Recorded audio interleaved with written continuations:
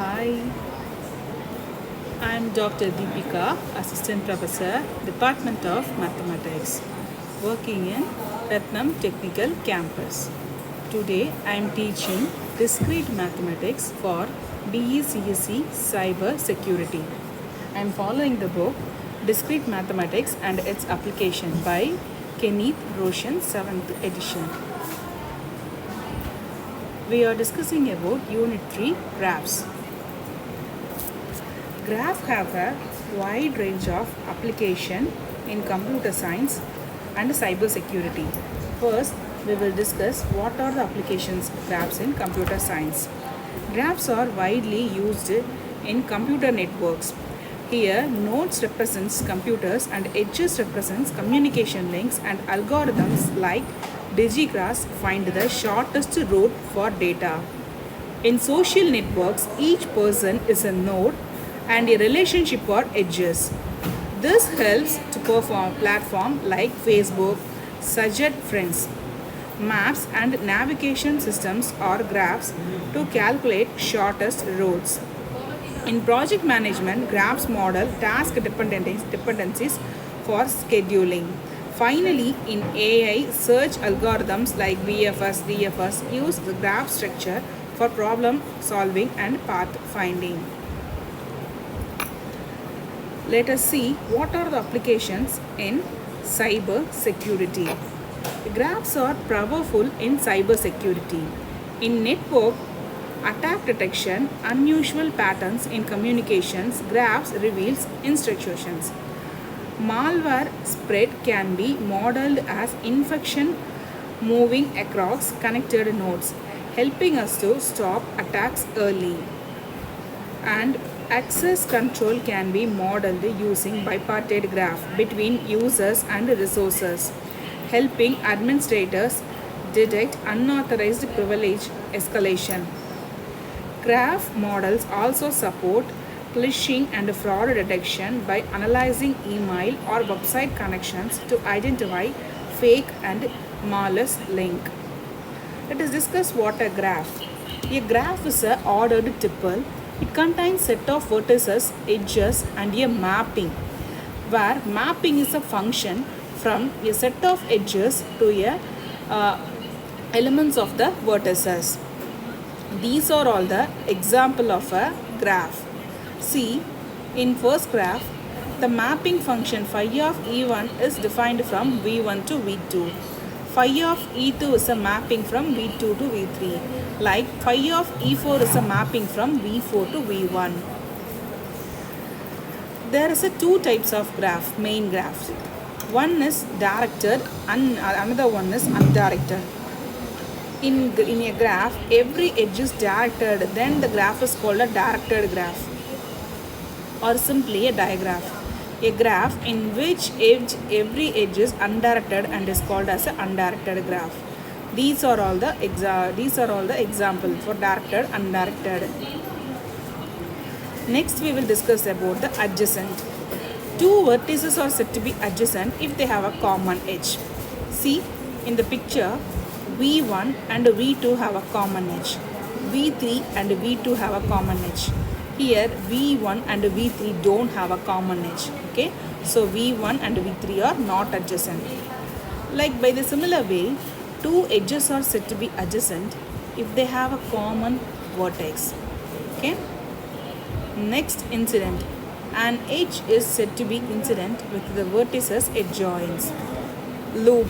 An edge of a graph which joins a vertex to itself is called as a loop. Multiple edges or parallel edges. Multiple edges means having the same pair of vertices. Mixed graph. Any graph which contains same parallel edges and a loop is called as a multigraph. Simple graph. A simple graph is having no loops and multiple edges.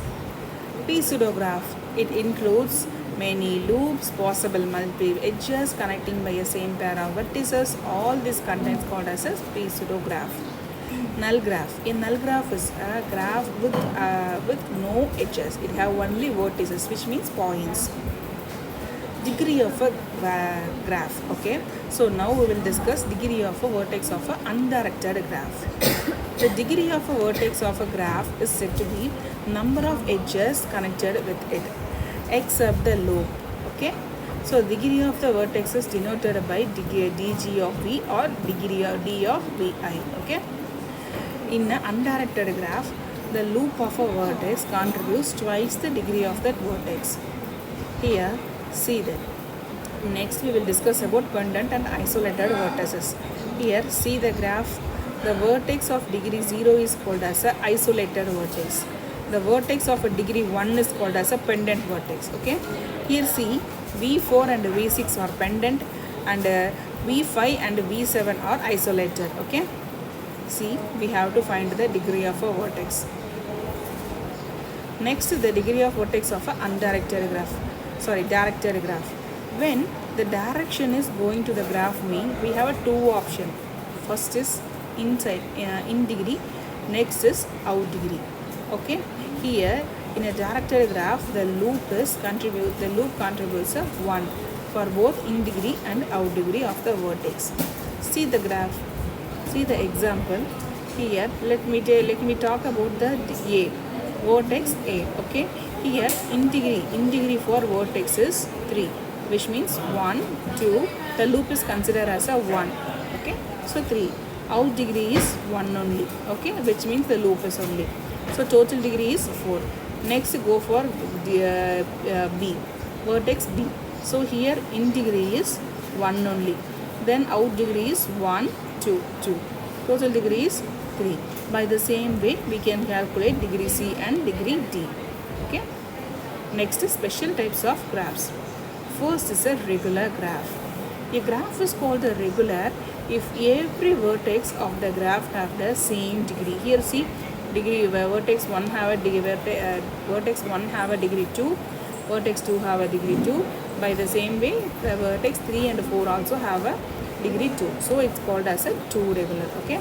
See first this example here, vertex 1, 2, 3, 4, both vertex have every vertex have a degree 3. So it is called as a 3 regular. By the same way, it is next is a 4 regular, because we have every vertex have a 4 degree. Next, complete graph.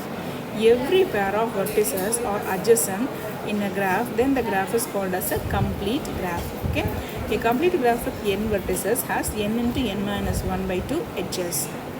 Okay, so these are a complete graph: k1, k2, k3, k4, k5. Okay, next, bipartite graph. A graph G is said to be bipartite if every in a bipartite graph, every vertex set can be partitioned into two sets, two disjoint non-empty sets, and combining to the two sets, we have to get a original set such that every edge in E of G has a one end in one vertex V1 and other end in other vertex V2. See that the whole vertex set have a two vertex can be partitioned into two sets, M and V.